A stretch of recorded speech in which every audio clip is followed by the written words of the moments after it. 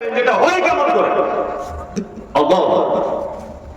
মদিনাতে দুর্ভিক্ষ দেখা দিয়েছে, বৃষ্টি হয় না, গাছের খাজুর ভালো হচ্ছে না, চাষিরা চাষবাস করতে পারছে না। কি বললাম বুঝলেন? মানুষ খুব বিপদে।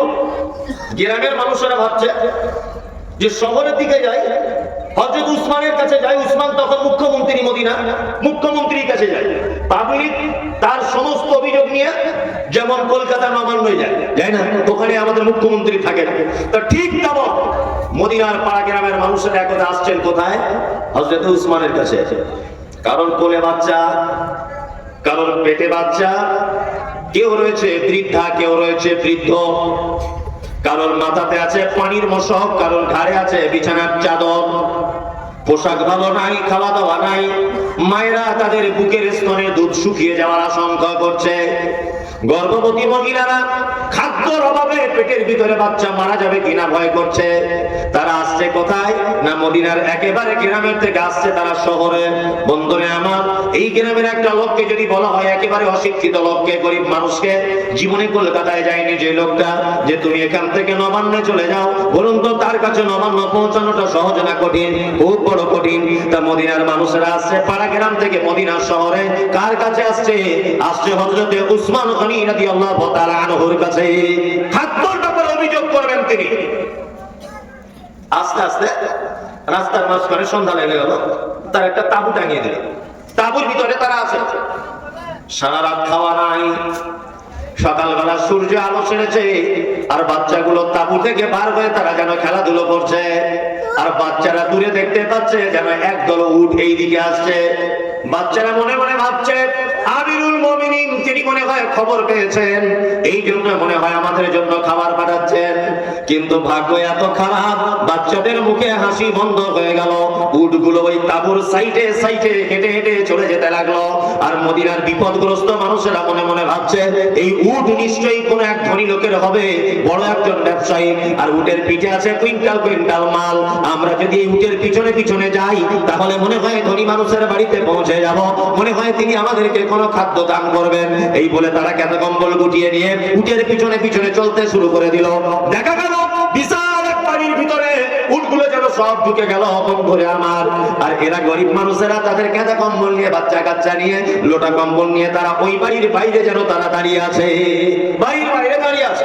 বিদেশ থেকে মাল এসেছে তো, ওই জন্য ব্যবসায়িকরা খুব ভিড় জমিয়েছেন বাড়িতে। বাড়ির মালিককে, বাড়ির মালিক হচ্ছেন আমিরুল মুমিনিন হযরত উসমান গনি রাদিয়াল্লাহু তাআলা আনহু। হযরত উসমান একটা ব্যাগ থেকে মাল বার করে বলছো, এটা কত দিবে বলো? একজনা বলছেন, আমিরুল মুমিনিন এটা আমি 2 দিরহাম দিব। আর একজন বলছেন 10 দিরহাম দিব। আর একজন বলছেন 20 দিরহাম দিব। হযরত উসমান ভাবছেন এটার দাম তো মাত্র 5 দিরহাম, কিন্তু লোকে দাম দিচ্ছে 20 দিরহাম। কারণ কি? কারণ কি? আরে ন্যায্য দাম 5 টাকা, তোমরা বলছো 20 টাকা, কারণ কি? তার মানে ব্যবসায়ীরা ভেবে নিয়েছে মদিনা থেকে যে গরিব মানুষেরা এসেছে, হযরত উসমানের কাছে মাল কিনতে বেশি দাম, আর এদের কাছে 3 গুণে বিক্রি করবে। লকডাউনে হয়েছিল না, যার টাকা ছিল 5000 বস্তা আলু স্টক করে দিয়েছে, গরিব মানুষ যাতে কিনতে না হয়। এরকম মানুষ ছিল কি ছিল না?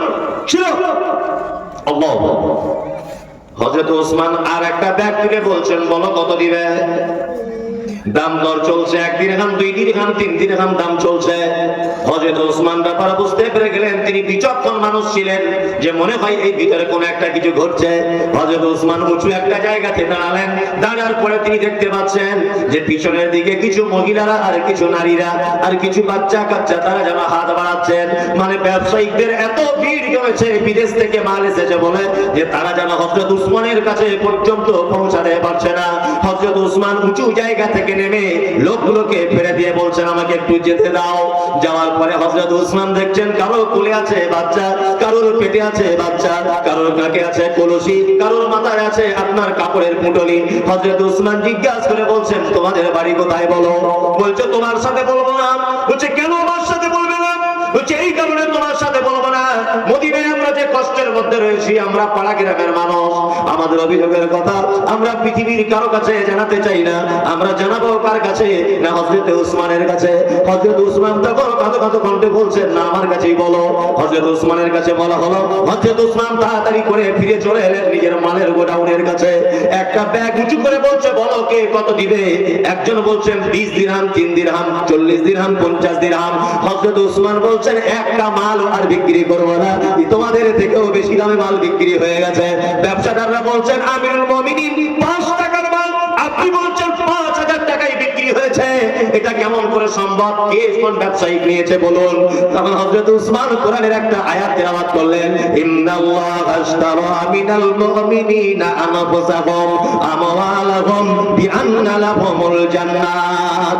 আল্লাহ বলছেন, মুমিন তোমার মাল, তোমার দাম, তোমার টাকা পয়সা, তোমার বিল্ডিং বালাখানা, তোমার যা কিছু আছে আমি আল্লাহ সুবহানাহু ওয়া তাআলা জান্নাতের বিনিময়ে কিনে নিলাম। হযরত উসমান বলছেন, আমার 600 উটের পিঠের উপরে থাকা যত মাল, কুইন্টাল কুইন্টাল মাল, হযরত উসমান ব্যাগগুলোকে নিয়ে গরিব মানুষের হাতে দিচ্ছেন আর বলছেন, যাও তোমরা নিয়ে বাড়ি চলে যাও, যাও তোমরা নিয়ে বাড়ি চলে যাও, যাও তোমরা নিয়ে বাড়ি চলে যাও। 600 উটের পিঠের উপরে থাকা যত মাল, সমস্ত মাল হযরত উসমান তিনি নিজে হাতে বিলি বন্টন করে দিলেন। আল্লাহু আকবার। এর নাম দান। এর নাম কি? দান। 10 টাকা 20 টাকা দান করেছে মসজিদে, 4 বার ঘুরেছে, বলছে কই মৌলভী সাহেব আমার নামটা বললেন না, আমার নামটা বললেন না।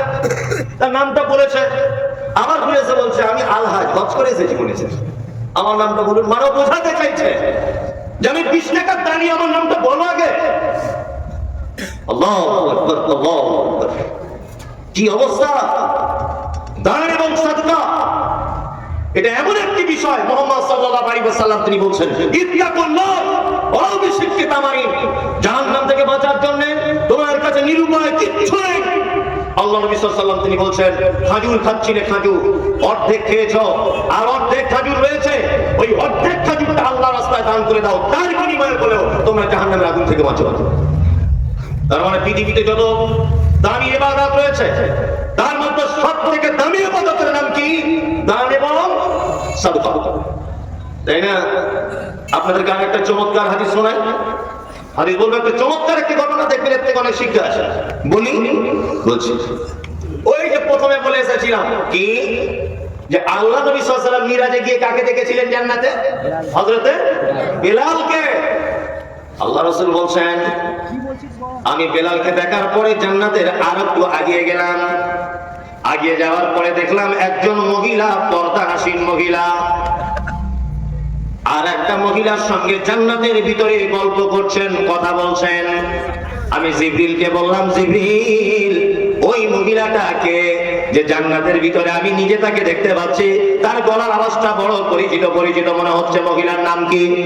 জিবরিল আমিন বলছেন, ইয়া রাসূলুল্লাহ, ওটা আর কেউ নয়, ওর নাম হচ্ছে রুমাইসা, আর ওর ডাক নাম হচ্ছে উম্মে সুলাইম, আর ওর স্বামীর নাম হচ্ছে আবু তালহা।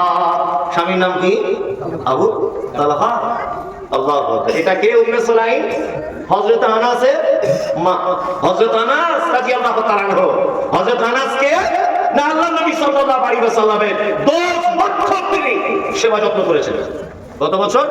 10 বছর। এই আনাসের মায়ের নাম কি? উম্মে সুলাইম। এর আরেকটা ভাই ছিল, তার নাম উমাইর। তার নাম উমাইর। এই উমাইর কে? না, এই উমাইর হচ্ছে উম্মে সুলাইম, অর্থাৎ আপনার রুমাইসার বেটা। আল্লাহু আকবার। জান্নাতে দেখলেন কাকে? একজন পর্দানাসীন মহিলাকে। আল্লাহ নবী ফেরত এলেন, বেলালকে জিজ্ঞেস করেছিলেন বেলাল, তারপরে একে জিজ্ঞেস করছেন কে? আবু তালহা রাদিয়াল্লাহু তাআলা আনহুকে। দান কত মারাত্মক, সাদকা কত মারাত্মক আপনাকে বোঝাই। আল্লাহ নবী আবু তালহাকে ডেকে বলছেন, আবু তালহা, আবু তালহা একটা কথা বলবো। তা বলছে, আল্লাহ রাসূল বলুন। বলছে, জান্নাতের ভিতরে তোমার স্ত্রীকে দেখেছি আবু তালহা, তোমার স্ত্রী আরেকজন মহিলার সঙ্গে জান্নাতের ভিতরে কথা বলছিল, আমি দেখে এসেছি। জীবনে কি ভালো কাজ করেছে বলো তো? হযরত আবু তালহা তখন বলছেন, আল্লাহ রাসূল মনে আছে সেই দিনের ঘটনা, হঠাৎ করে একজন মেহমান এসেছে মসজিদে। কি বললাম বুঝলেন? আল্লাহ রাসূল আবু তালহাকে বলছেন, আবু তালহা আমার বিবিদের বাড়িতে একবার খোঁজ নাও তো, খাবার দাবার আছে কিনা কত। তো হযরত আবু তালহা বলছেন, তখন আল্লাহ রাসূলের 11 জন বিবি ছিল। কতজন? 11 জন। হযরত আবু তালহা বলছেন 11 জন বিবির বাড়ি থেকে ঘুরে এলাম, একজনের বাড়িতেও কোনো খাবার নাই। আল্লাহ, মদিনার তখন মুখ্যমন্ত্রী কে? মুহাম্মদ সাল্লাল্লাহু আলাইহি ওয়াসাল্লাম। আমাদের অবস্থা কি? আমাদের নেতাদের অবস্থা আগে আন্ডারপ্যান্ট পরে ঘুরতো, এইবার ভোটে জেতার পরে দেখছি বুলেট গাড়ি চেপে ঘুরছে। টাকা কি বাপের ছাপা কল আছে? মানুষ বুঝে না এগুলো। আর একটু উপর পোস্টে গেছে তো জানি BMW তে ঘুরছে, কোটি টাকা দাম, টাকা আছে কোথা থেকে? এগুলো মানুষ বুঝতে পারে না। অনেক জলসাতে দেখেছি, অনেক জলসাতে বক্তাদের খাওয়া দাওয়ার ব্যবস্থা গ্রামের সব থেকে ধনী লোকের বাড়িতে হয়। জিজ্ঞাসা করছি যে ভাই এত সুন্দর বাড়িটারি কি করেন? বলছে 3 বারের প্রধান আমি। আর কিছু করেন না? আর কিছু করি না। প্রধানের বেতনটা এখন 5,000 না 6,000। তো এত রাজপ্রাসাদ বাড়ি, আপনার বাড়ি ডাইনিং টেবিলের দাম তো 1.5 লাখ টাকা। এই টাকা আসে কোথা থেকে? ডাইনিং টেবিল যেটা আছে তার দাম 1.5 লাখ টাকা। টাকা আসে কোথা থেকে? এটা আমাদের নেতাদের চরিত্র। কি বললাম বুঝলেন না? আর মুহাম্মদ সাল্লাল্লাহু আলাইহি ওয়াসাল্লাম তিনি ছিলেন নেতা, তাই না? 11 জন বিবির বাড়িতে কোনো খাবার নাই। আল্লাহ রাসূল তখন ভরা মজলিসে বলছেন সাহাবীদের উদ্দেশ্য করে, সাহাবীরা তোমাদের ভিতরে কি কেউ আছো যে এই মেহমানের মেহমানদারি করাবে? আল্লাহ তার খাঁটিতে বরকত দিবে, আল্লাহ তার মানে বরকত দিবে। কেউ আছো? সবার আগে আবু তালহা হাত তুলে দিয়ে বলছে লাব্বাইক। আল্লাহ রাসূল আমি প্রস্তুত। বাড়িতে খাবার আছে কিনা একবার খোঁজ নেয়। কি বললাম বুঝলেন? আমাদের অবস্থা কি বর্তমান? মসজিদে দুটো অন্ধ লোক এসেছে, জুম্মার দিনে নামাজ পড়ছে। সেক্রেটারি একবার এরকম করে দেখছে, মোতোয়ালি একবার এরকম করে। সবাই ভাবছে বলে লাস্ট ইমাম সাহেব বলছে একটু ব্যবস্থা করো, অন্ধ লোক এসেছে। কেউ ব্যবস্থা করে? কেউ না। অনেক সময় হয় না গেল কেন? এই চরিত্র কেন আপনার?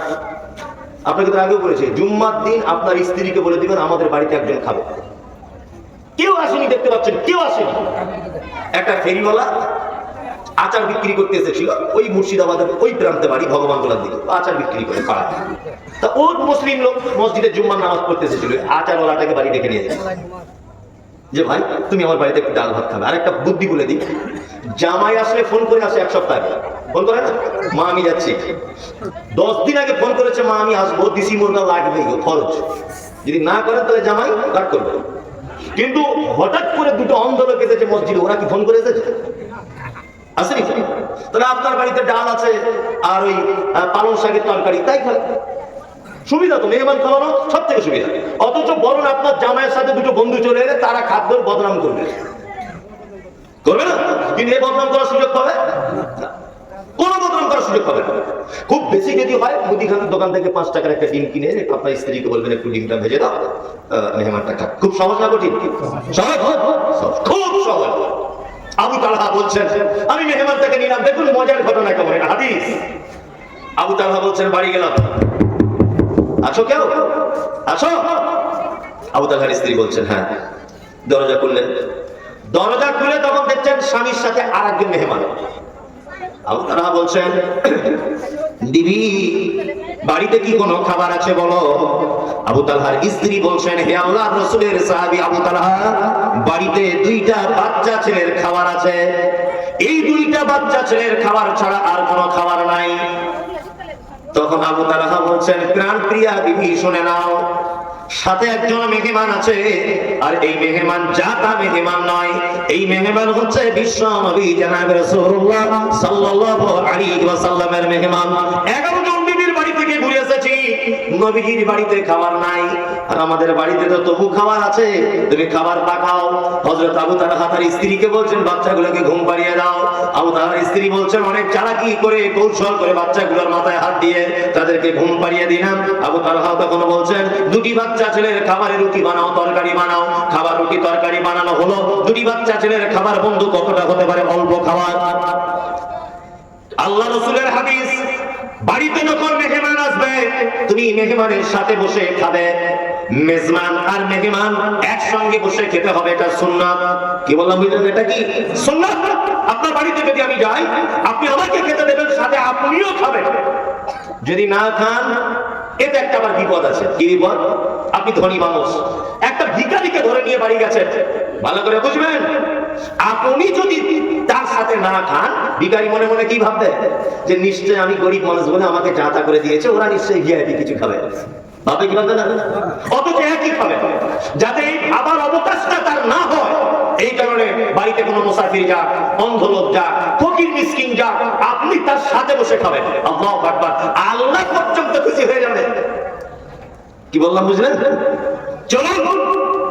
আবু তালহার স্ত্রী বলছেন, আবু তালহা, দুটি বাচ্চা ছেলের খাবার তুমি যদি খাও আর ওই লোকটা যদি খায় মেহমান, তাহলে পেট ভরবে না মেহমানের।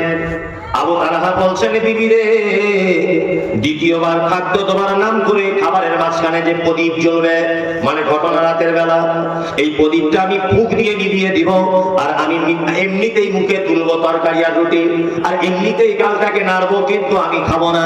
চালাকি করে ওই মেহমানের পেটটা ভরিয়ে দেওয়া হলো। সকালবেলাতে বিশ্ব নবী বললেন, ও আবু তালহা, তোমাদের স্বামী স্ত্রী দুজনাকার রাতের ব্যবহারে স্বয়ং আল্লাহ পর্যন্ত হেসে দিয়েছে। আল্লাহ পর্যন্ত হেসেছে। পৃথিবীর একজন স্বামী স্ত্রীর ব্যাপারে একদম সহিহ হাদিস, তাদের কর্মকাণ্ড থেকে আল্লাহ পর্যন্ত আসমানে হেসে দিয়েছে। একই অবস্থা। আল্লাহ নবী কোরআনের আয়াত বললেন, মান আমিলা সালিহাম মিন যাকারিন আও উনসা ওয়া হুয়া মুমিনুন ফালা নুহইয়ান্নাহু হায়াতান তাইয়্যিবাতান ওয়া লা নাজজিআন্নাহুম আজরাহুম বিআহসানি মা কানু ইয়ামালুন। আল্লাহ বলেন, নারী হোক এবং পুরুষ হোক, তোমরা যদি কেউ ভালো কাজ করো, আমি আল্লাহ হায়াতান তাইয়্যিবাতান, দুনিয়াতে প্রাইজ দিয়ে দিব। তার জ্বলন্ত প্রমাণ হচ্ছে হযরতে বেলাল, তার জ্বলন্ত প্রমাণ হচ্ছে আবু তালহার স্ত্রী। জ্বলন্ত প্রমাণ। আল্লাহু আকবার। এইবার আপনাদেরকে আমি কোরআনের আরেকটা আয়াত বলি।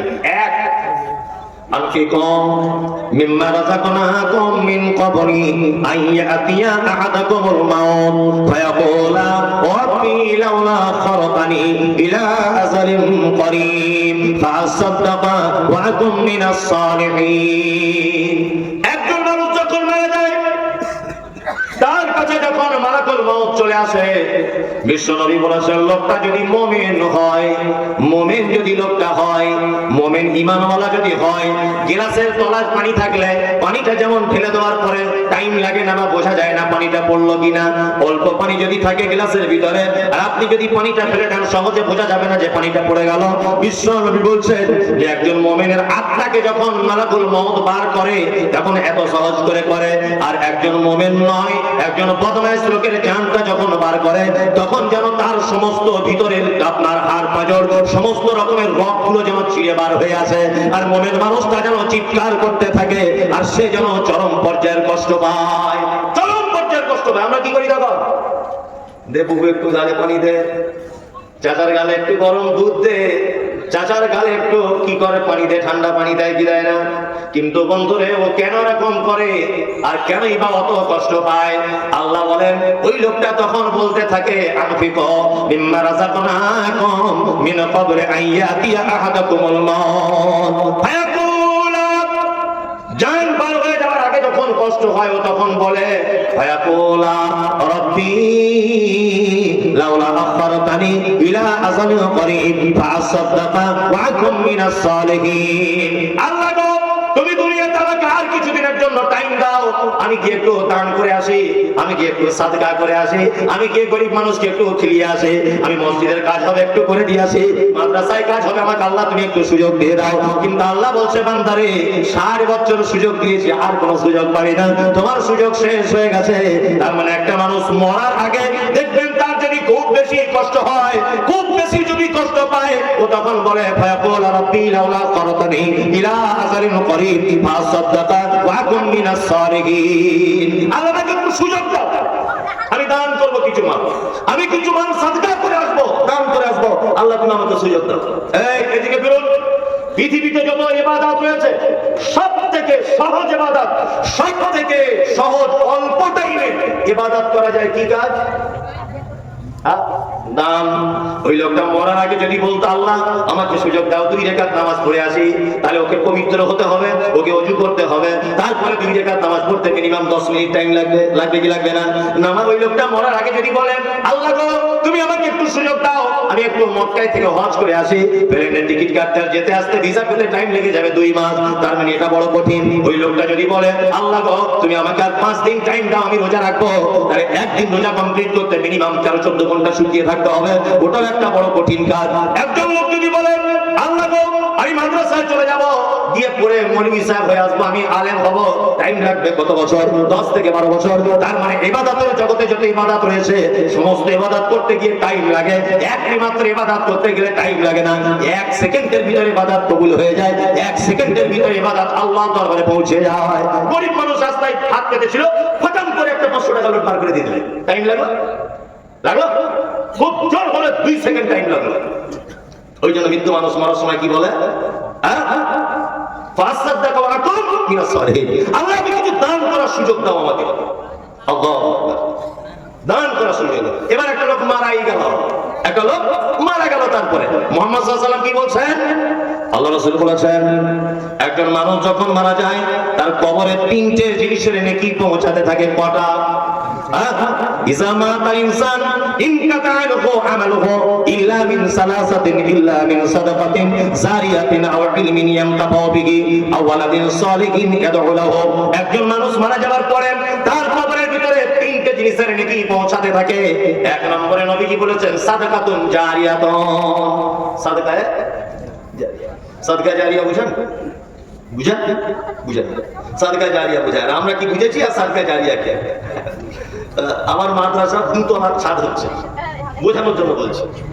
তা কোন একটা কোটিপতি লোক, টাকার তার মনে হয় আল্লাহ শেষ দেয়, ভালো করে বুঝবেন। তা ওকে গিয়ে বলছি যে মাদ্রাসার ছাদটা ঢালাই দিব, 2 তলার উপরে বাচ্চারা থাকতে পারছে না, 1 তলাতে জায়গা হচ্ছে না। আমি নিজে গিয়েছি, কিছু যদি আপনি ছাদটা করে দেওয়ার ব্যবস্থা করতেন তাহলে একটু ভালো হতো। আপনি কিছু অন্তত পক্ষে দেন, কিছু দেন। তখনও বলছে না মাদ্রাসা দিয়ে কি হবে, ওখানে দিয়ে লাভ নাই। ভালো করে বুঝলেন। আমাকে 200 টাকা ধরিয়ে দিল, চলে গেল। কিছুদিন পর লোকটা মারা গেল, তার বেটারা 2 লক্ষ টাকা খরচা করে 3000 লোককে বিরিয়ানি করে খাইয়েছে বাপ মারা গেছে বলে। কি বলছি বুঝতে পারছো না? পরে শুনতে পেলাম যে 2-3 হাজার লোক খাইয়েছে বিরিয়ানি করে বাপ মারা গেছে। আচ্ছা বলুন তো 10 পয়সা নাকি হয়েছে? হয়েছে। অথচ যদি আমার মাদ্রাসার জন্য 10,000 টাকা দিয়ে বলতো 2 কুইন্টাল রড আমার পক্ষ থেকে, তাহলে কিয়ামত পর্যন্ত সাদকা জারিয়া নেকি পেত কি পেত না? পেত।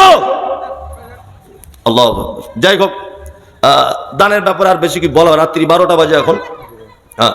কমিটির লোক বিচলিত হচ্ছে, আমি বুঝতে পারছি যে মেন কাজ এখন শুরু করছে না, মনে হচ্ছে শুধু আজে বাজে বকছে। লোক যদি চলে যাচ্ছে। আচ্ছা মসজিদ, আপনাদেরকে একটা ছোট্ট হাদিস আল্লাহ রাসূল সাল্লাল্লাহু আলাইহি ওয়াসাল্লাম বলি, 1 মিনিট আমাকে টাইম দেন। আমাদের বাড়ি ঘরে, বাথরুমে, বাড়িতে দেখবেন একটা মৌমাছির মতো একটা পোকা মাটির বাসা করে, দেখেছেন? কি বলে ওটা? ছোট্ট ছোট্ট বাসা করে মাটি দিয়ে ঘরটা বানায়। আল্লাহ রাসূল সাল্লাল্লাহু আলাইহি ওয়াসাল্লাম বলেছেন কেউ যদি তার অর্থ দিয়ে মসজিদের এতটুকু জায়গা যদি উঁচু করে দেয়, আল্লাহ রাসূল বলছেন তার জন্য জান্নাতে একটা রাজপ্রাসাদ নির্মাণ করা হবে। কি বললাম বুঝলেন না? তার জন্য জান্নাতে একটা ঘর নির্মাণ করা হবে। অতটুকু পরিমাণ যদি তার অর্থ দিয়েছে মসজিদকে তুলে দেয়। মসজিদের উন্নতি কল্পে জলসা, আপনাদের কাছে বিনীত অনুরোধ যে আপনারা মসজিদের জন্য আল্লাহর হস্তে আপনাদের পক্ষ থেকে 2000, 4000, 5000 টাকা আপনারা মসজিদের জন্য ব্যয় করুন। আর একজন ভাই দিয়েছেন 500 টাকা। আল্লাহুম্মা সাল্লি আলাইহি আল্লাহুম্মা বারিক আলাইহি। ভাই কে আছেন? আর একজন দিয়েছেন 1000 টাকা। দেন ভাই, একটু এগিয়ে আসবেন, আপনারা দেন, আল্লাহর রাস্তে দেন, দেন 100 টাকা। মানে জলসার আগে কালেকশন হয়েছে নাকি?